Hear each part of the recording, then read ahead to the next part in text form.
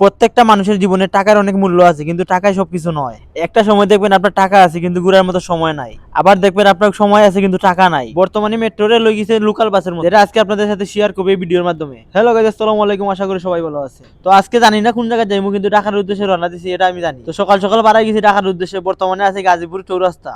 চৌরাস্তা হওয়ার পরে দিকে উঠে গাড়ি চলে, উঠে গাড়ি চলার কারণে বুঝতাম পারলাম যে টার্মিনাল চালু হয়ে গেছে, উঠে যাতায়াতের সুব্যবস্থা হয়ে গেছে। এখন আর চৌরাস্তা যানজট বেশি থাকতো না, যাতায়াতের সুবিধা আমাদের লাগে খুব ভালো হয়েছে। আসলে ভাই, ঢাকার আকাশে যেমন ক্লান্তি আছে তেমনই আছে নতুন করে বাঁচার সাহস। এই শহরে মানুষ থামতে শেখায় না, বরং প্রতিটি ধাক্কা পেরিয়ে সামনে যেতে শিখায়। এই শহরে কেউ আসে স্বপ্ন নিয়ে, কেউ আসে পরিবার বাঁচাতে, কেউ আসে নিজের পরিচয় গড়তে।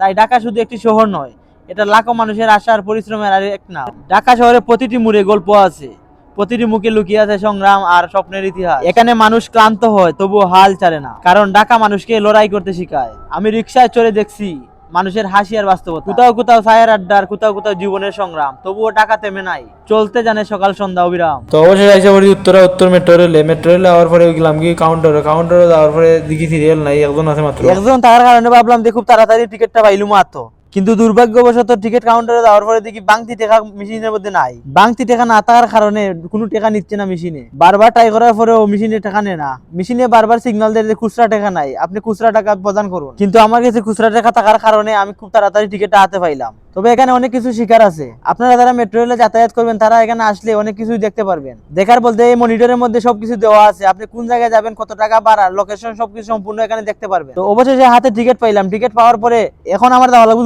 দুতলায় যাওয়ার লাগে টিকিট এখানে পাঞ্চ করা লাগবে। পাঞ্চ ছাড়া আপনি ভিতরে ঢুকতে পারবেন না। এখানে দেখেন পাঞ্চ না করলে কিন্তু গেটই খুলবে না। পাঞ্চ করার সাথে সাথে গেটটা খুলে গেল। তো টিকিট পাঞ্চ করার পরে উপরে উঠে গেলাম। উপরে উঠতে গেলে আসলে লিফট আছে, সিঁড়ি আছে, সম্পূর্ণ সুবিধা আপনি এখানে পাবেন। তো কার্ড হাতে নিয়ে দুতলায় উঠে বললাম। দুতলায় উঠে পরে দিকে সবাই মেট্রো রেলে অপেক্ষায় আছে। তো আমিও অপেক্ষা করার জন্য বসে পড়লাম। এখানে আমার তৃতীয়বারের মতো জার্নি। অপেক্ষা করতে করতে ভালো লাগছিল না, তারপরে ভাবলাম যে পাশে একটা মেট্রো রেল আছে, সেখানে একটু ভিডিও করলাম। ভিডিও করার পরে আমাদের যে মেট্রো রেল আসবে সেটার অপেক্ষায় আছি। তো দীর্ঘক্ষণ অপেক্ষা পর মেট্রো রেল আইসা পড়ছে। মেট্রো রেল আসার সাথে সাথে যাইতে অনেক লোকজন দাঁড়াইয়া আছে। আজকে এত লোকজন থাকার কারণ হচ্ছে আজকে হলো পরীক্ষার কারণে মেট্রো রেলে সবাই যাতায়াত করতেছে। এর জন্য আজকে মেট্রো রেলে অনেক চাপ। দেখেন অবস্থা, ভিতরে দেখেন সবাই দাঁড়াইয়া আছে, কিন্তু বসার মতো কোনো পরিস্থিতি নাই। যারা বসার আগে বসে গেছে। এই জন্য প্রথমে বললাম যে বর্তমানে মেট্রো রেল হয়েছে লোকাল বাসের মতো। লোকাল বাসে গেলে এরকম অবস্থা হয়। তবে আপনি যাই বলেন না কেন, মেট্রো রেলে উঠলে আপনার অনুভূতিটা অন্যরকম কাজ করে। জানালার পাশে বসে দেখেছি অসংখ্য দালানার আলোর রেখা। মনে হচ্ছিল এই শহরের সৌন্দর্য ভাষায় প্রকাশ করা বড়ই কঠিন দেখা। এই শহর শুধু ইট পাথরের নয়, এখানে হাজার মানুষের আবেগ জড়িয়ে রয়।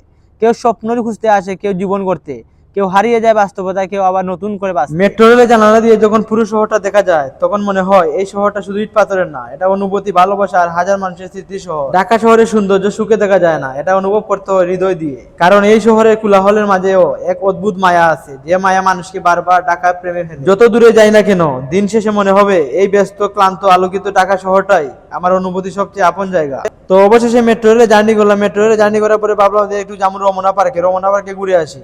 তো আবারও রিক্সাতে উঠে পড়লাম। রিক্সাতে উঠার পরে আসলে এই সৌন্দর্য বলার মতো না, এই সৌন্দর্য অতুলনীয়। ঢাকা শহরে আসলে আপনি দেখতে পারবেন এই রকম সৌন্দর্য, আর সেটা দেখার জন্য অবশ্যই আপনাকে রিক্সায় চড়তে হবে। রিক্সার রঙিন সাজে ঢাকা যেন বাংলার সংস্কৃতির এক চলমান ছবি, আর মেট্রো রেলের দ্রুত গতিতে ফুটে ওঠে আধুনিক বাংলাদেশের প্রতিচ্ছবি। সবকিছু মিলিয়ে শহরটা যেন এক বিশাল জীবন্ত ক্যানভাস। ঢাকা শহরে প্রতিটি মুড়ে গল্প আছে, প্রতিটি মুখে লুকিয়ে আছে সংগ্রাম আর স্বপ্নের ইতিহাস। এখানে মানুষ ক্লান্ত হয় তবু হাল ছাড়ে না। আপনি যখন ঢাকা শহরের সৌন্দর্য দেখতে যাবেন তখন আপনাকে অবশ্যই রিক্সা অথবা বাইকে চড়তে হবে। বাইকে ঘুরলে আপনি আরো অনেক কিছু দেখতে পারবেন, আর সেই বাইকটা যদি নিজে ড্রাইভিং করেন তাহলে মনে করেন আপনি কিরকম ফিল অনুভব করতে পারবেন। হয়তো এই শহরে যানজট আছে হাজারো কোলাহল, তবুও ঢাকার প্রতি মানুষের ভালোবাসা কখনো হয় না বিফল। ঢাকা মানে অনুভূতি, ঢাকা মানে হাজার গল্পের এক জীবন্ত স্মৃতি। রিক্সা থেকে মেট্রো রেল সবকিছু মিলিয়ে আজ মনে হলো তাই ঢাকা শহর মানে শুধু একটি নগরী নয়, এর জন্য হাজার মানুষের স্বপ্ন বয়ে চলা এক জীবন্ত গল্প।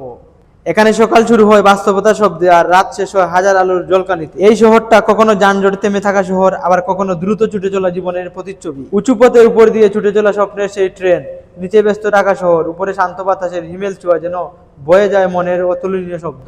তো অবশেষে আইসা পড়ছি রমনা পার্কে আসার পরে দেখি এখানে সবাই কাপল ছাড়া কোনো গতি নাই। তারপরে আর কি করার, দেখলাম আর দোল্লা ছাড়া কিছু করার নাই। তারপরে কয়েকটা ভিডিও করলাম, ভিডিও করার পরে ব্যাক করলাম।